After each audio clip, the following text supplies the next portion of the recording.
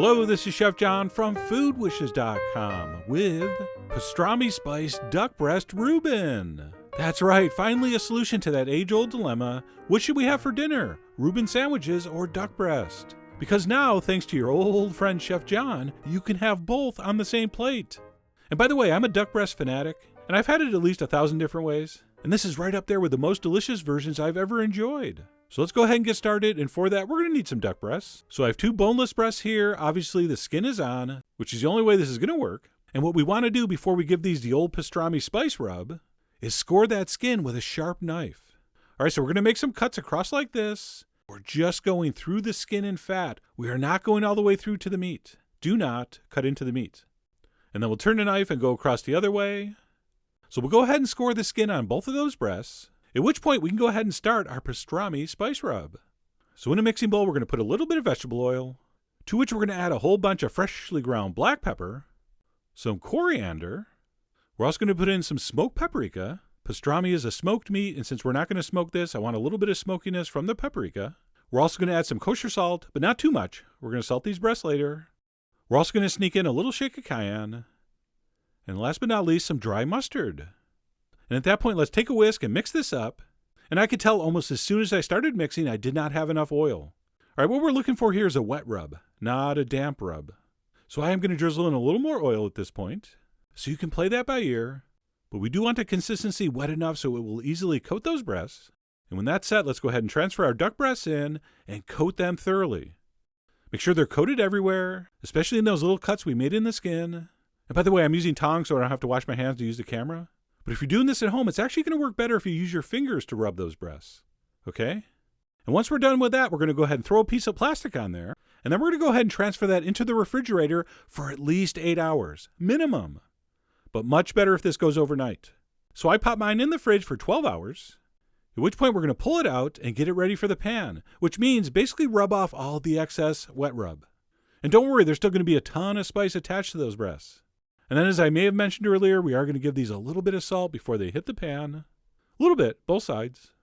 And at that point, we're ready to cook these duck breasts and finish this amazing sandwich. But before you do, because we are doing a Reuben-inspired presentation here, I'm going to take some chopped green cabbage and pour in a little bit of Russian dressing or Thousand Islands, and we'll give that a mix and set that aside till needed. And I'm not showing it here, but of course you're going to taste that, adjust the seasoning. Maybe you want a little salt and pepper, up to you. You are the Thurston Howell of what to serve alongside your waterfowl. So we'll mix that up, we'll set it aside, and at that point we can start cooking the duck. So I'm going to place a heavy skillet on medium-high heat with just a little touch of vegetable oil in the bottom. And we do not have to wait for this to get hot, by the way. As soon as you turn on the heat, you can place that duck skin side down. And don't worry, I'm going to focus. There we go. And what's going to happen here is that pan heats up, that fat's going to start to render out, and these things are going to start to sizzle nicely. And we're going to cook this for about 5 or 6 minutes on that skin side. We're really trying to get that skin as crispy and caramelized as we can without overcooking the duck. So like I said, we're going to leave it on that side for about 5 or 6 minutes. And when you do have a fairly good sizzle going, you can back the heat down to medium, which I did right about here. And then we'll go ahead and turn those over. And you can see how beautifully crusted that surface has gotten. Really does cook up beautifully. And then all we're going to do is let it cook on that meat side, on medium still, until it's cooked to our liking, which for me is pink inside. And I'll go into detail on times and temperatures on the blog post, but you do not want to cook duck breast well done. It's going to get really dry and chalky and kind of gamey tasting. And at this advanced age, I've cooked so many of these, I just go by feel. All right, if it feels mushy, it's probably got to cook more. So right here, I'm poking it, and it did not feel mushy inside. It sprang back really nicely. And like I said, we'll give some more info on the blog. But when we get to the point where we think it's done, let's go ahead and remove that to a plate to rest, and we can move on to the final component of this, the toasted rye and Swiss. And for that, we want to reserve a little bit of that duck fat from the pan, just strain a little bit of that, and we'll transfer some of that back into our now wiped out skillet. We'll put the heat on medium, and we will toast our rye bread. And as you'll notice, I didn't slice this too thick. Okay, we don't want this too bready, just enough to soak up all those amazing juices. So we will toast that first side for a minute, go ahead and flip it over. And then because we're doing a duck Reuben, we're going to want some Swiss cheese at this point, or in my case, Gruyere, which is my favorite kind of Swiss, even though the one I get comes from France. Just a minor technicality. But we'll put a little bit of cheese on there. Again, not too much. And we could just let it melt like that and serve. But you know what? I'm an envelope pusher from way back. So I decided to flip these over and try to caramelize the cheese onto the toast to get a little crispiness. And while I really probably should have used a nonstick pan to make this a little easier, it worked.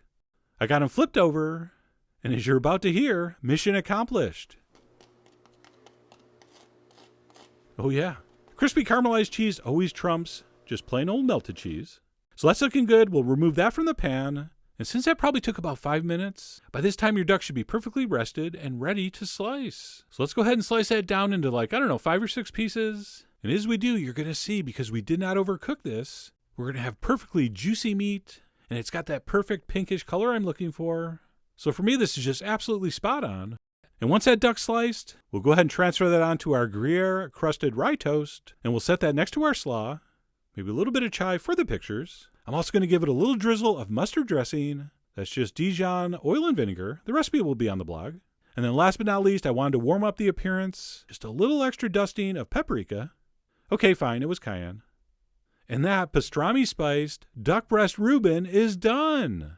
And speaking of open-faced sandwiches, at this point I'm going to open my face and eat this sandwich. And I'm going to start by tasting this end piece with no bread, so I can taste that pastrami spice, which really did work amazingly well. Just a very bold but not too intense pastrami spice flavor. So even just a plain breast by itself was really good. But of course you're going to want to eat everything together. So I took some of that rich, beautiful duck meat and combined it with that crisp rye Gruyere toast alongside that simple slaw.